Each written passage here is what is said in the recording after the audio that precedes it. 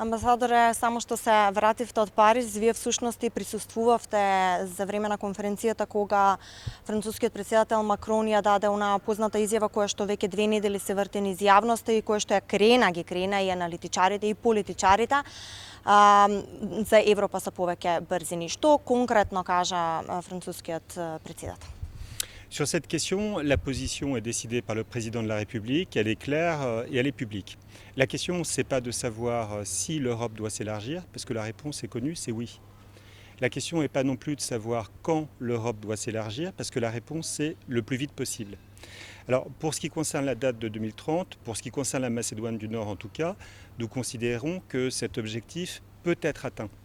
Et d'ailleurs, des représentants du gouvernement français ont eu l'occasion avant moi de s'exprimer dans ce sens, ici même à Skopje.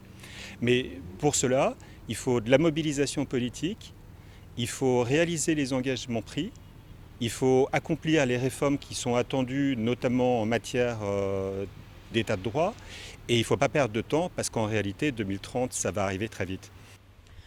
Што конкретно значи Европа во повеќе брзини? Ве прашувам заради тоа што во јавноста се анализираше дека станува збор за Европа во концентрични кругови, Европа со граѓани од прв и од втор ред. Што точно значи оваа изјава? Ќе излезе ли Париз со нов план, пошто и тоа се спомнуваше?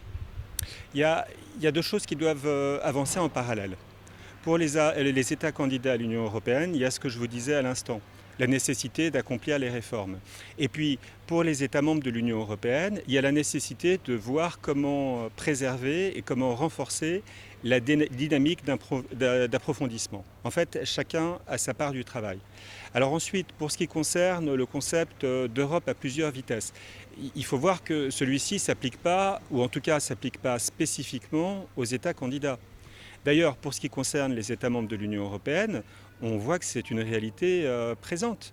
Prenez par exemple la coopération Schengen, tous les États membres n'y participent pas. Et la même chose vaut encore pour la zone euro.